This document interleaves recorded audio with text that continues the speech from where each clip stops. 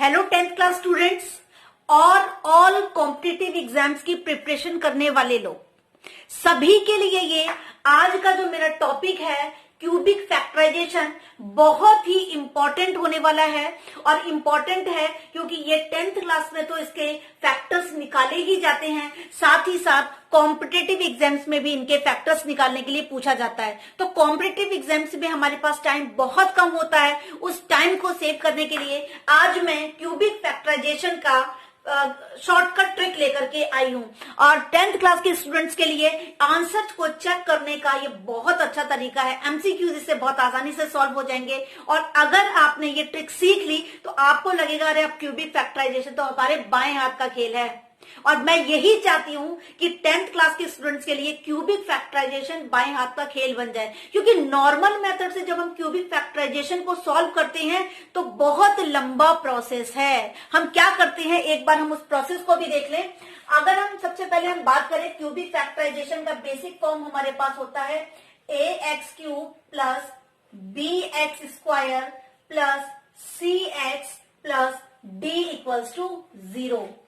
इसमें जो ये d होता था ये हमारा कांस्टेंट टर्म होता है d, और इस कांस्टेंट टर्म को देख करके ही हम पता लगाते थे कि इसमें इसका कौन कौन सा फैक्टर है। उस फैक्टर में से हम पहले एक फैक्टर पता लगाते थे और उस एक फैक्टर से फिर हम उसको बाकी का जो हमारा क्वाड्रेटिक क्यूबिक फैक्टराइजेशन का जो क्वेश्चन है उसको डिवाइड करते थे।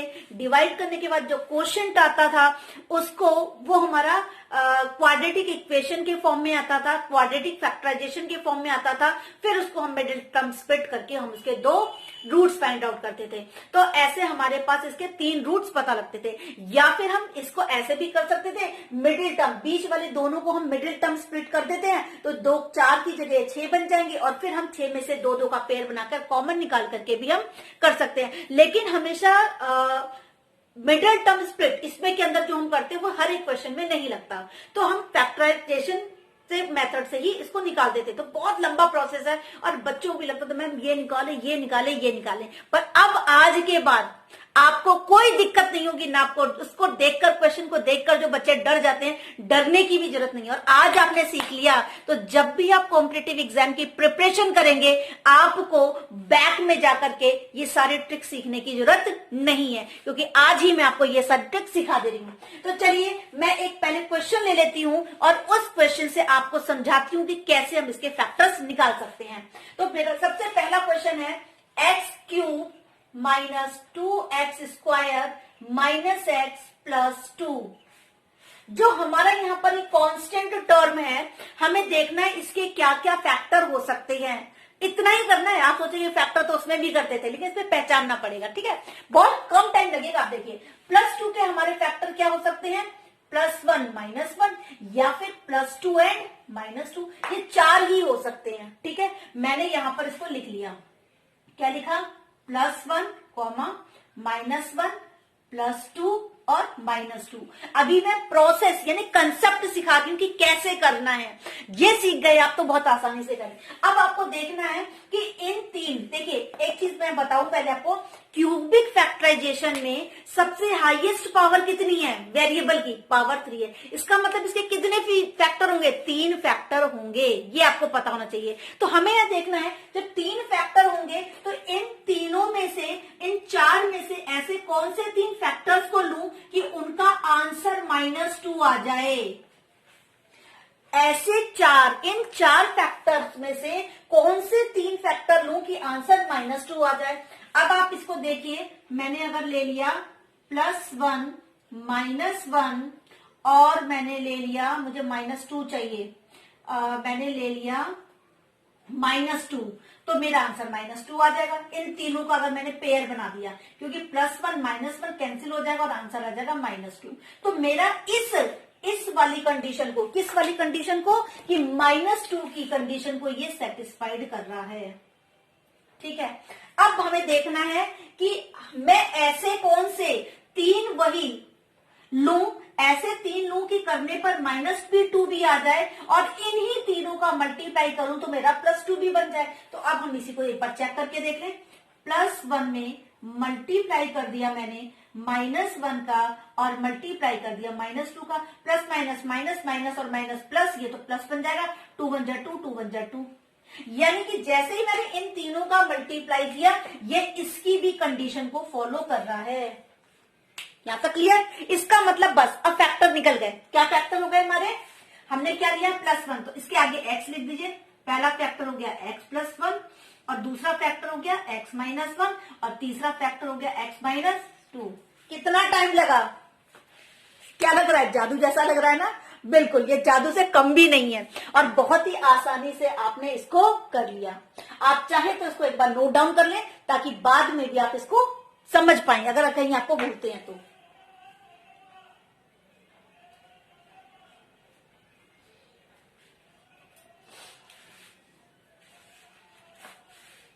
चलिए अब हम चलते हैं क्वेश्चन नंबर 2 की तरफ। क्वेश्चन नंबर 2, क्या क्या इस टाइप के क्वेश्चंस में प्रॉब्लम आ सकती है, वो सारी प्रॉब्लम का सॉल्यूशन मैं आज आपको यहां पर करवा दूंगी। दूसरा क्वेश्चन मेरा x³ + 13x² + 32x + 20, ये 9th क्लास का क्वेश्चन है, पॉलिनोमियल चैप्टर का। और जब 9th क्लास में आपने पढ़ा होगा, अगर 10th में आ गए हैं तो आप याद करिए 9th में था तो आपको कितनी परेशानी आ रही होगी। और अगर आप 9th में हैं तो भी आप सोचिए कि वाकई में जब मैंने ये चैप्टर पढ़ा था तब भी मुझे समझ, और आज भी जब आप करेंगे ना नॉर्मल मेथड से, मुझे ऐसा लगता है, शायद आप अदरवाइज मत लीजिए, कि मुश्किल आ रही होगी। कुछ लोग होंगे जिनको नहीं आएगी प्रॉब्लम, अदरवाइज सबको प्रॉब्लम आती ही आती है, ठीक है। पर अब आज के बाद से, इसको देखने के बाद से अब आपको प्रॉब्लम नहीं आनी चाहिए। अगर आ रही है तो इस मेरे वीडियो का कोई मतलब नहीं है। तो आई होप आप मेरी बात को समझ रहे हैं, और समझ रहे हैं तो प्लीज इसको अच्छे से समझिए, यही मेरी आपसे एक रिक्वेस्ट है। अब देखिए हमें क्या करना है, +20।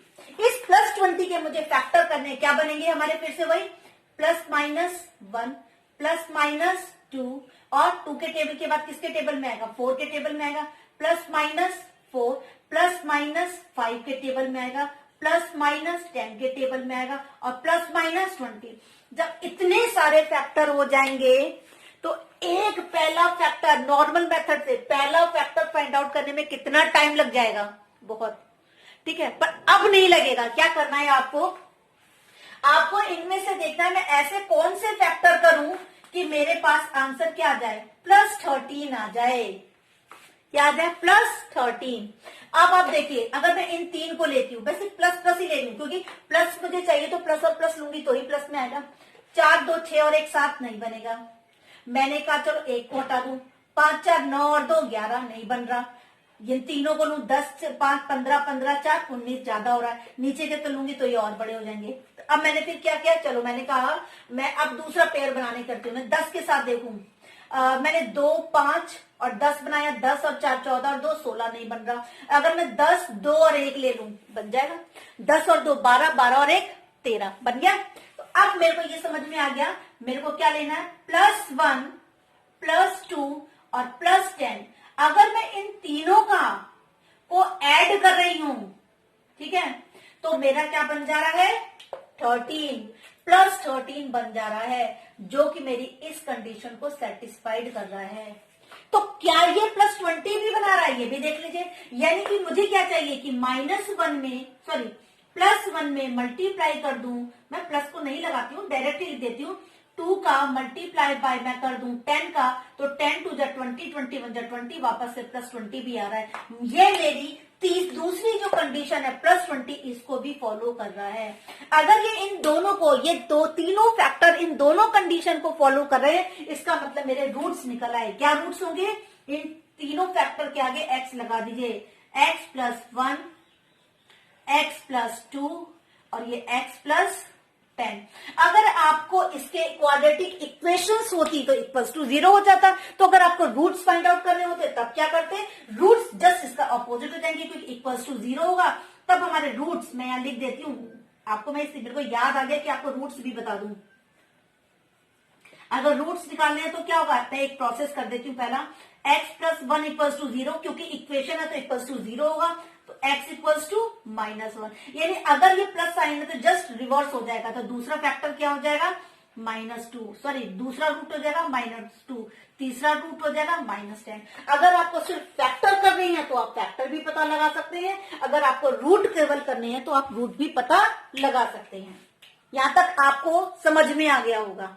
अब हम देखते हैं क्वेश्चन नंबर 3। हर क्वेश्चन में कुछ अपने आप में अलग है, क्योंकि अलग ही चीज मैं आपको सिखाने के लिए यहां पर हूं। दूसरा क्वेश्चन है 2, तीसरा है 2y³ plus y² minus 2y minus 1। आप यहां देखेंगे क्या -1 के ऐसे फैक्टर करेंगे, या तो +1 या तो -1। अच्छा सॉरी, इससे पहले एक चीज मुझे बतानी थी। अभी तक हमने जितने भी क्वेश्चन किए वो हमारे बेसिक फॉर्म में थे, यानी उनका x³ का कोफिशिएंट क्या था, 1 था, और ये होना ही चाहिए। लेकिन यहां पर हमारे पास जो x यानी x की जगह मैंने y वेरिएबल लिया है, y³ का कोफिशिएंट 2 है। मुझे क्या बनाना है, 1 बनाना है।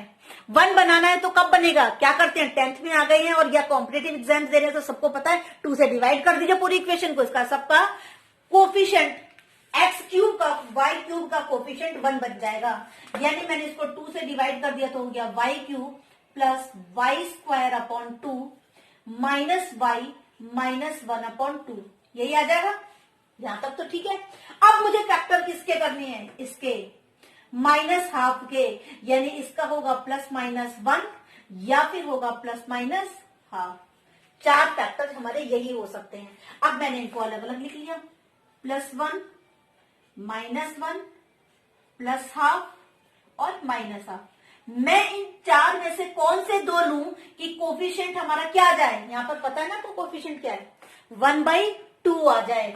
1/2 आ जाए तो अगर मैं ये स्टार्टिंग के 3 ले लूं, क्योंकि +1 -1 ऐड करने से कट जाएगा, +1/2 ये हो जाएगा। बिल्कुल, यहां तो मुझे पता चल गया। यानी ये अगर पहली कंडीशन को मेरा ये वाला सेटिस्फाइड कर रहा है तो ये कट जाएगा और मेरे पास यहां पर आ गया, इसका आंसर आ गया +1/2। यानी कि जब ये पहली कंडीशन मेरी सेटिस्फाइड कर रहा है तो मैं ये 3 फैक्टर ले सकती हूं। अब दूसरा मुझे चेक करना है फैक्टर के लिए, क्या मैं 1 में मल्टीप्लाई कर दूं -1 का और मल्टीप्लाई कर दूं ½ का, तो क्या आंसर मेरा -1 आ रहा है, -½ आ रहा है। Plus minus minus minus plus minus और 1 और 1 या 1 1 into ½ 1/2। यानी मेरी दूसरी क्वेश्चन की भी, इस क्वेश्चन की जो दूसरी कंडीशन थी जिसे मेरे को चेक करना है, इसको भी ये सेटिस्फाइड कर रहा है। अगर सेटिस्फाइड कर रहा है तो इसके रूट्स फैक्टर्स क्या हो जाएंगे, मेरे फैक्टर हो जाएंगे x + 1, सिर्फ इसके आगे x लगा देना है, x - 1 और x + ½ और इस हाफ, एक्चुअली में ये हाफ हमने बनाया है तो ये हमारा फैक्टर नहीं होगा, इसकी जगह हो जाएगा, इसको 2 से मल्टीप्लाई कर दें, सिर्फ 2x + 1 ये होगा। आप चाहे तो चेक कर लीजिएगा। और अगर रूट्स निकालने हैं तो हमारे x के, सॉरी ये मैंने y के फॉर्म में थी, मैंने गलती से यहाँ x लिख दिया है। चलिए मैं लिख ही दूं, नहीं तो आपको भी लगेगा कि क्या x इतना कॉमन है कि हाथ y x पर ही जाता है ना। ये तो आप भी मानते होंगे, अभी आपको या तो आदत नहीं होगी तो बात अलग है, अदरवाइज तो ये हमारे y के हमारे रूट्स क्या होंगे, तो y के रूट्स होंगे -1 +1 और -1/2।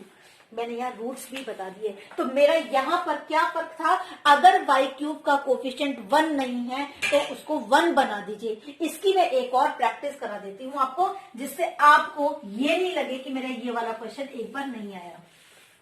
अब हम चलते हैं क्वेश्चन नंबर 4 की तरफ। ये मेरा वापस से उसी फॉर्म में है, 2x³ + x² - 2x - 1। मेरे को यहां से x³ का कोफिशिएंट 1 करना है तो मैंने इसको 2 से डिवाइड कर दिया। 2 से जब मैं इसको डिवाइड कर दूंगी तो हो जाएगा x³ + x²/2 - x - 1/2। मुझे लगता है अब आप कर लेंगे, पर फिर भी मैं करा देती हूँ, आपको ये नहीं आए कि क्योंकि 1/2 ही है तो 1/2 का तो आपने पहले से ही किया हुआ है भाई। यहाँ पर उसमें भी मेरा -1/2 बना था, यहाँ पर भी -1/2 बना, यहाँ +1/2 था, तो वही फैक्टर तो मेरे ख्याल से वही निकल के आ जाएंगे। क्या निकल के आ जाएगा, +1 - 1 और +1/2। यही 3 हमारे फैक्टर निकलेंगे। जब हमारे ये 3 फैक्टर निकलेंगे, इन तीनों को प्लस करेंगे तो मेरे पास ये वाली कंडीशन भी आ जा रही है। और अगर हम इन तीनों को मल्टीप्लाई कर दें तो हमारे पास आंसर -1/2 भी आ रहा है, यानी ये हमारी दूसरी कंडीशन को भी, इसको भी फॉलो कर रहा है। तो इसके हमारे रूट्स हो जाएंगे x+1, x-1 और x+1/2। और रूट्स अगर मैं बात करूं तो रूट्स क्या हो जाएंगे, सिर्फ साइन चेंज हो जाएगा। Roots x equals to -1, 1 and -1/2, यही तो आ जाएंगे। ठीक है, यहां तक तो क्लियर है। चलिए अब लास्ट भी अपने आप में बहुत ही इंपॉर्टेंट क्वेश्चन है। थोड़ा सा कई बार ऐसा होता है, कैसा होता है यहां हम देखेंगे यहां पर ये है x³ -3x² -9x -5। x³ का कोफिशिएंट 1 है तो हमें 1 बनाने की जरूरत नहीं है, कुछ नहीं देखना। यानी हमें +5 के फैक्टर करने हैं, तो +5 के फैक्टर करेंगे, मैं डायरेक्ट लिख देती हूं, या तो 1 होगा, या तो -1 होगा, या तो 5 होगा, या फिर -5 होगा। बस इसके अलावा कोई फैक्टर नहीं बनेंगे। इनमें 4 में से कौन से 3 ऐसे फैक्टर लूं जिससे कि आंसर -3 बन जाए? जरा थोड़ा सा सोचिए और बताइए कि क्या आपके बन रहे हैं। देखिए बिल्कुल क्या हुआ, नहीं बन रहे, कोई बात नहीं, हम बनाते हैं। आइए देखिए, अगर मैं यहाँ देखूं +1 -1 और 5 को मैं लेती हूं तो आंसर 5 आ रहा है। ठीक है, ये और ये कट जाएगा 5। अगर मैंने इसको चेंज किया 1 1 और 5 लिया तो ये -6 हो गया, -6 में से 1 गया तो -5 आ रहा है, फिर ये हमारा नहीं बन रहा। ठीक है, अगर मैं 5 5 और 1 लेती हूँ तो ये कट जाएगा तो -1 आएगा, +1 के साथ हूं तो भी ये कट जाएगा तो 1 आएगा, नहीं बन रहा। तो क्या मैं 1 को इंटू एक बार और 1 नहीं लिख सकती क्या? 1 तो मैं लिख ही सकती हूँ ना, क्योंकि 1 लिखने से क्या होगा, कोई डिफरेंस नहीं आता, वापस से वही नंबर आ जाएगा। अब मैंने एक और 1 ले लिया तो क्या अब बन जाएगा मेरा? अब बन जाएगा क्या? अब हो जाएगा हमारा -5 में +1 कर दूं और +1 कर दूं, ये 3 फैक्टर ले लूं तो आंसर मेरा -3 आ जाएगा। और 1 1 1 लिखने से कोई डिफरेंस नहीं आएगा। तो अब मेरी ये कौन सी कंडीशन को, -3 वाली कंडीशन को यहां पर मेरा फॉलो हो गया। अब इन तीनों का मल्टीप्लाई देख लूं, -5 में मल्टीप्लाई कर दूं 1 का, मल्टीप्लाई 1 कर दूंगा तो वापस से आंसर मेरा -5 आ रहा है। यानी कि मेरे को जो ये चेक करना था कि -5 आ जाए वो भी इन्हीं तीनों रूट से आ रहा है। तो बस यहीं पर हमें थोड़ा सा ध्यान रखना था, हम 1 के अलावा कुछ नहीं लिख सकते। अगर मैं 5 लिखती हूं तो नंबर की वैल्यू बदल जाएगी, लेकिन 1 लिखने से नंबर की वैल्यू चेंज नहीं हुई है। 0 भी नहीं ले सकते क्योंकि वो एडिशन में तो काम कर जाएगा लेकिन मल्टीप्लिकेशन में सबको 0 बना देगा। केवल हम 1 ही यूज कर सकते हैं। यहां पर मैंने ये क्वेश्चन इसीलिए लिया है। तो यहां पर क्या हुआ, ये हमारे इसके फैक्टर हो जाएंगे x-5 और x+1, दूसरा x+1, और रूट्स हमारे क्या हो जाएंगे, रूट्स में डायरेक्ट लिख देती हूं, +5 -1 और -1। आई होप आज का ये वीडियो आपके लिए भी वाकई उतना ही इंटरेस्टिंग हुआ होगा जितना कि मैंने खुशी से आपको सिखाया है। ये अगर ये आपको अच्छा लगा है, आपको लगता है ये आपके साथ के लोगों के लिए बहुत यूजफुल है, तो प्लीज उन लोगों के बीच में आप इस वीडियो को शेयर करिए, या आप सीखने के बाद अपनी नॉलेज को शेयर करिए। मेरे लिए दोनों एक ही बात है। मेरा तो काम यही था, पर्पस कि आप तक मैं ये नॉलेज, ये शॉर्टकट ट्रिक पहुंचाऊं।